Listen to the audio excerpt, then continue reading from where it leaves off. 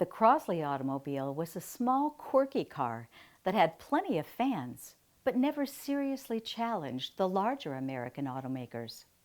Even though it's been 70 years since the last car rolled off the assembly line, Crosley's many models are still popular among car collectors. One way the Crosley distinguished itself from other makes of cars was size. With few exceptions, for specialty vehicles, they were small.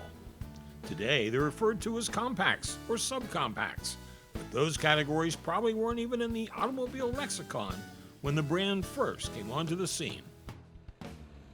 A wide variety of Crosleys are on display each summer when the Crosley Automobile Club holds an annual meet in Wauseon, Ohio. There are about 800 members in the club, and they frequently draw about 100 vehicles at these events. One thing Crosley collectors have learned is that the public is very enamored of them. That's especially true when Crosleys are at other shows with lots of other classic cars. Everybody seems to love a Crosley. They're just a lot of fun, they're cute to look at, and you know what we find?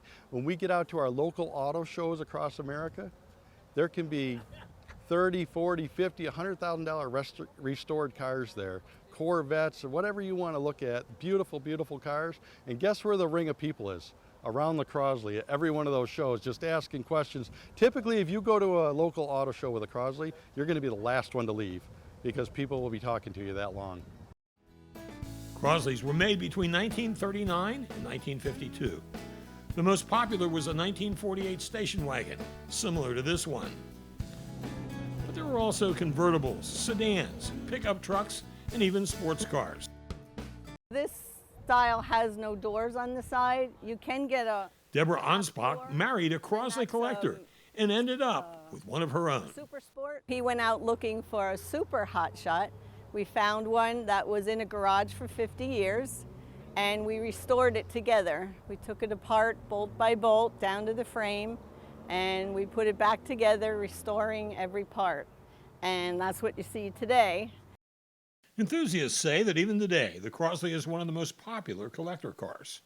One reason they say is that you can get a classic Crosley for only a couple of $1,000s. But few collectors stop with one.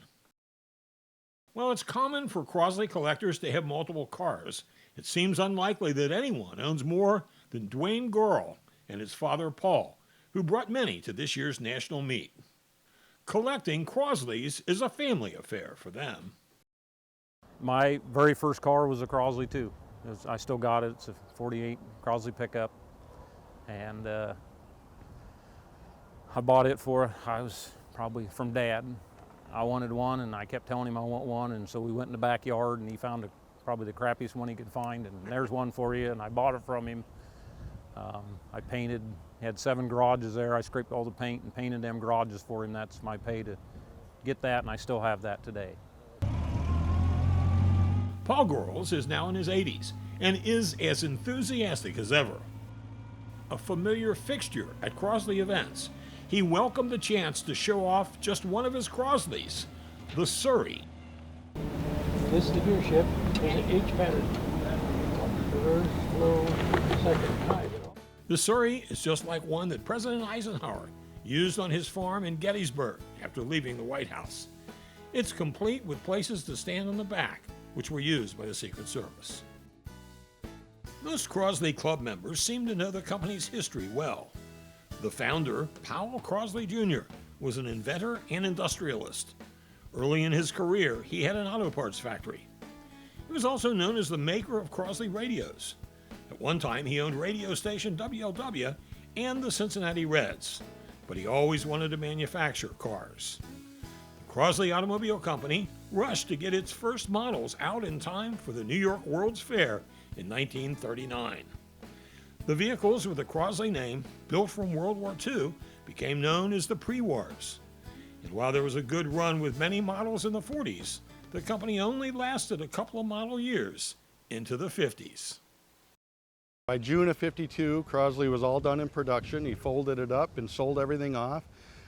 He did start in 1939 with the first pre-wars. A little before that, he made a few cars that were just prototypes, trying to get the right design and be up and running by '39 for the World's Fair, which he did, and he presented his first, what we call pre-war, in 1939. One Crosley vehicle that's not small is the truck that was created as a fuel tanker for aviation. This photo shows the tanker actually refueling a small airplane. It was a more modern adventure for the girls to locate one of these rare Crosleys and restore it. This one happened, we found this in the Los Angeles area in 1979 and went out and got it. And then we restored it in over the winter of 81 to 82, and then we brought it here to the national meet for the first time in 1982. So we thought it was appropriate 40 years later to bring it back. So it's an older restoration, it's got a few scars on it, but it's still a neat piece. The best we can tell, they made less than 200 of them. This is serial number 151, and we can account for maybe 6 or 8 of them that we know of right now, I think. And they didn't expect it would be so popular at car shows. When we were restoring this in 82, he kept saying, nobody's gonna like this thing. It's just a big tank, you know. We brought it here, they loved it, they stood in line to take rides on it. It won Best of Show, and the next year it was on the dash plaque here. And like I said, it was 40 years ago, and I told him, I said, we need to bring it back. Those seeing Crosleys for the first time are curious about many things, including how fast they go and what kind of mileage they get. We can get them up to 65 miles an hour. It's a little shaky 65, but it's possible. And it's nice on the road. You're always being looked at. You open the hood for them, they're like, whoa, that's a tiny engine. I'm like, yeah, it's tiny, but it does the job. And guess what? We get really good fuel mileage. So you can get, depending on how you drive it, you can get somewhere around, realistically, 35 miles to the gallon, maybe 40 or so. Initially, when they were advertised, the pre-wars, they were like 50 miles per gallon. So, and they probably would get that with a 12 horsepower engine. The restoration process is part of what being a club member is all about. My family, we like classic cars. Alex Wagner is among the youngest members. Now a co-chair of the national meet, he drove his first Crosley as a high school student, drawing mixed reactions and actions from his fellow students. Oh, they were pretty shocked. They thought it was something foreign, as far as European, little bitty car. A lot of football players would carry it off on me, take off with it. They don't weigh much. Alex says fellow club members are always willing to help customers find parts. While he loves working on them, he allows that Crosleys can be a little tricky. They're really picky on how you work on them, what parts you put in them. Definitely 6-volt, so you got to learn 6-volt system. That was a big thing for me. I never messed with 6-volt, so that was one of the big things I had to learn. Crosley owners who travel to the national meet say that seeing people year after year is a bonus of membership. The members are like family, many say. We come to Crosley Nationals every year, not just for the cars, but basically for friends. We're like a family. And for them, the Crosleys are part of the present. For the rest of us, the Crosley is a unique icon of an earlier time in America. This one was admired at a long-running exhibition of the 1950s at the Ohio History Connection. So historians and collectors join to keep memories of the Crosley alive.